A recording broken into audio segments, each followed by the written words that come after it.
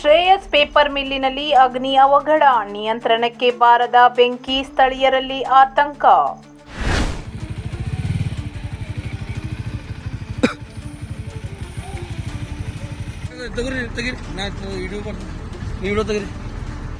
ದಾಂಡೇಲಿಯ ಕೆರವಾಡ್ ಪ್ರದೇಶದಲ್ಲಿರುವ ಮುಚ್ಚಿದ ಶ್ರೇಯಸ್ ಪೇಪರ್ ಮಿಲ್ಲಿನಲ್ಲಿ ಭಾರೀ ಅಗ್ನಿ ಅವಘಡ ಸಂಭವಿಸಿದೆ.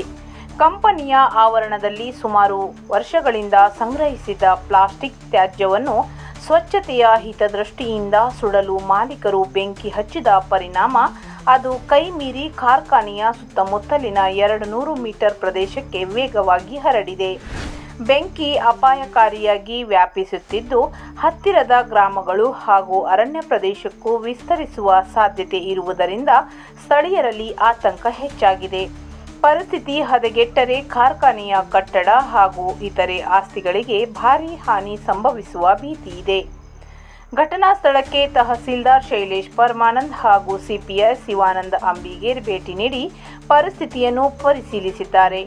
ಕಾಗದ ಕಾರ್ಖಾನೆಯ ಅಗ್ನಿಶಾಮಕ ದಳದೊಂದಿಗೆ ದಾಂಡೇಲಿಯ ಹಳಿಯಾಳ ಮತ್ತು ಜೊಯ್ಡಾ ಪ್ರದೇಶಗಳಿಂದಲೂ ಅಗ್ನಿಶಾಮಕ ಸಿಬ್ಬಂದಿಯವರು ಮಧ್ಯಾಹ್ನ 2 ಗಂಟೆಯಿಂದ ರಾತ್ರಿ 9 ಗಂಟೆಯವರೆಗೆ ಬೆಂಕಿ ನಂದಿಸಲು ಪ್ರಯತ್ನಿಸಿದರೂ ಬೆಂಕಿ ಇನ್ನೂ ಸಂಪೂರ್ಣವಾಗಿ ನಿಯಂತ್ರಣಕ್ಕೆ ಬಂದಿಲ್ಲ.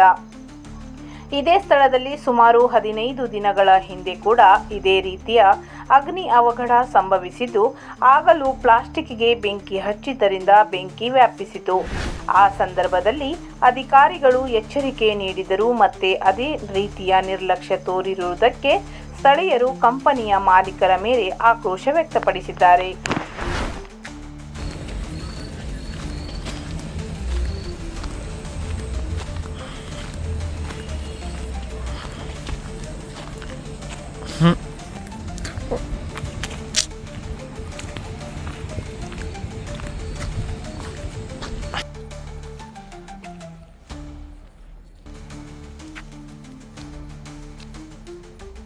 ಕಳೆದೊಂದು 15 ದಿನ ಹಿಂದ್ಗಡೆ ಇದೇ ಥರ ಅವಘಡ ಇಲ್ಲೇ ಆಗಿತ್ತು. ಬೆಂಕಿ ತಾಗಿತ್ತು.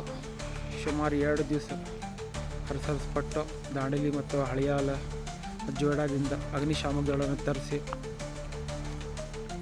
ಅಗ್ನಿಯನ್ನು ವಶಪಡಿಸಲಾಗಿತ್ತು. ಬಟ್ ಇದೇ ಥರ ಮತ್ತಿವತ್ತೆ ಬೆಂಕಿಯಲ್ಲಿ ತಾಗಿದೆ.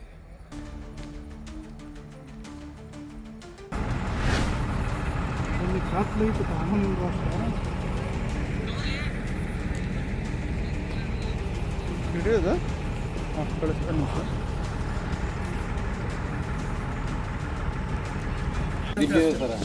JCB ತರ್ಪಂದ್ರೆ ಸಿಗ್ತಾನೆ ಇಲ್ಲ ಅಂತ ಸರ್. ಅಂದ್ರೆ ಅಲ್ಲಿ ಕಂಟಿ ಇದೆಯಲ್ಲ ಎಲ್ಲೇ ಸರ್ ಸುಳ್ಳ ಸರ್.